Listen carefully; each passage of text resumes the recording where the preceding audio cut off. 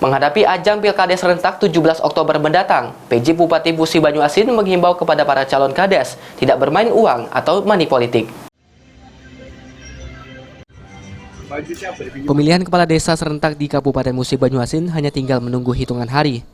Seluruh persiapan pesta demokrasi tingkat desa sudah dipersiapkan sejak lama. Sehingga PJ Bupati Musi Banyuasin menghimbau kepada seluruh cakades yang akan berlaga tidak coba-coba bermain money politik, sebab merupakan perbuatan melawan hukum dan bisa merugikan calon kades lainnya.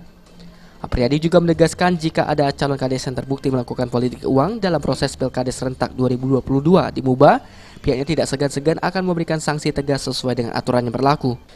Antisipasi money politik, kami sudah menurunkan tim. Pak Kapolres sudah memerintahkan anggotanya untuk secara silent melakukan pengawasan dan pengawalan. Manakala ketahuan ada oknum-oknum calon kepala desa yang bermain, kemudian bekerja sama dengan panitia desa, apalagi bekerja sama dengan pejabat kepala desa, kita akan ambil tindakan. Ada aturan mainnya semua. Yang ketahuan money politik nanti sanksinya akan diserahkan ke PLD, tidak menutup kemungkinan dibatalkan. Sejauh ini ada sebanyak 210 calon kades yang bakal bertarung di 64 desa dan telah mengikuti deklarasi damai siap kalah dan siap menang 13 Oktober lalu di gedung OPP Room Pemkab Muba. Ruzi Iskandar, PAL TV.